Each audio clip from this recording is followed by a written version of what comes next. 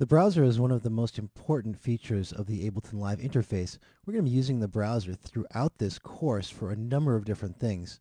We're going to take a quick look now at Ableton Live's browser and just some of the things that you'll be doing with it throughout the lessons in this course. The Ableton Live browser is located on the upper left side of the Ableton Live interface, and it's visible in both the arrangement and the session view. You can increase the size of the browser by clicking and dragging here. And as you can see, there are more fields visible up here as I click and drag to the right. And you can close that up right here. That's about a good size for the browser. You can also show and hide the browser using the browser show hide button. Now the browser is actually 4 different browsers in one, and we're going to take a look at each one of these individually. First up, we have the Live Devices browser. Now this includes all of your live instrumentation, all of your live MIDI effects, and all of Live's included audio effects. If we want to navigate anywhere in the browser, it's as simple as opening the folder, and then now we can see our included live instruments, and we're going to click. We could either add the instrument in its default state to our live set by clicking and dragging, or we can load a preset by looking here at some of the preset folders and opening folders and checking out what we've got here.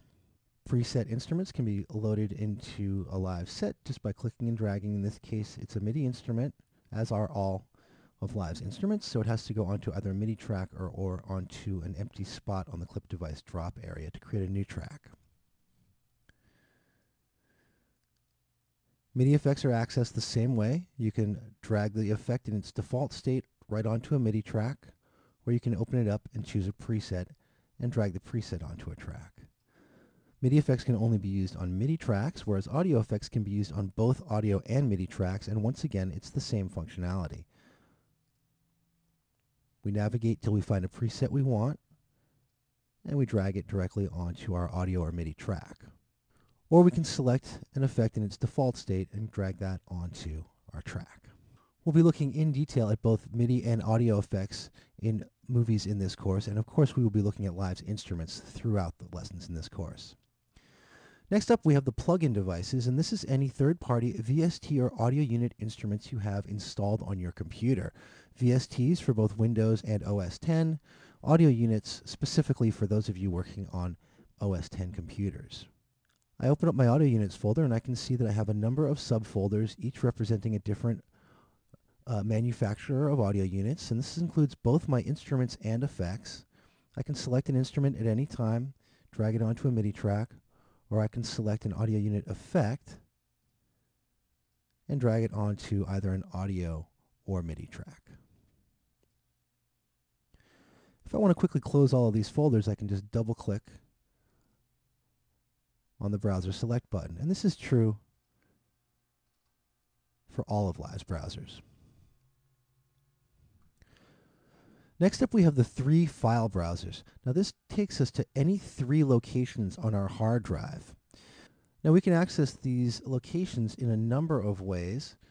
First of all, we can go to our bookmarks list here, and Live comes preset with 1, 2, 3, 4, 5 different bookmarked locations. These are frequently used locations for Live users. I can go right to my desktop, select a folder, and navigate.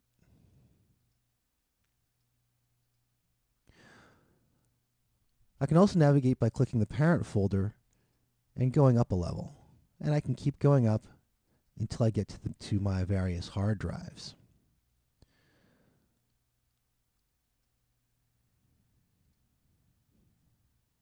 Let's take a look at Live's library bookmark setting, and this is where you'll find a lot of Live's included default content. In fact, it's where you'll find all of Live's included content.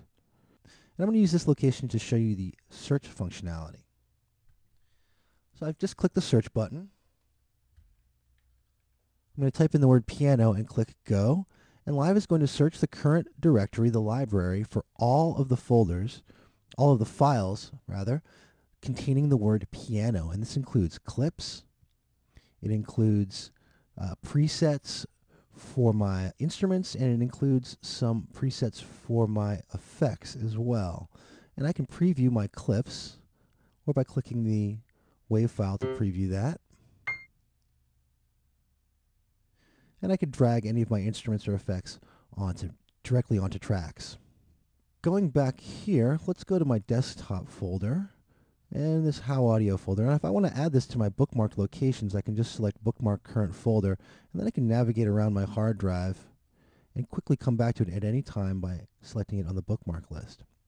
As you saw a second ago, I can preview clips, and I can preview any audio files, including AIFF, WAV, and now in Ableton Live 7 Rex files, just by selecting them, and they will automatically be previewed. Now this is only if the preview button is activated, but it's activated by default when you install Live. So if you want to turn that functionality off, you can do that up here. But generally you want to leave that on by default.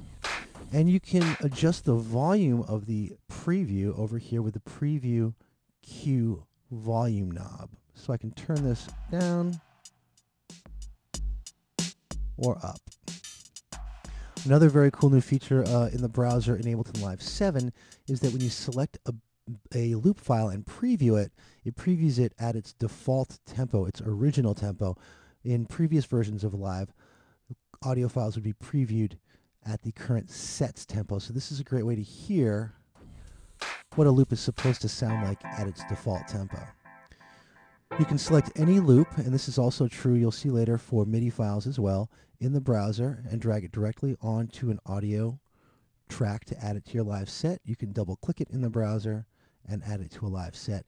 We'll look at all of this functionality throughout this course. The final browser here is called the Hot Swap browser, and this is used to switch out samples quickly when you're working with Ableton Live's drum and sampler instruments. This is something we won't really be working with in this course because, as you'll see, the drum and sampler instruments have their own individual hot swap buttons, and we'll be using that functionality to switch out samples. So that's a look at the very important Ableton Live browser and some of the functionality you'll be accessing throughout this course.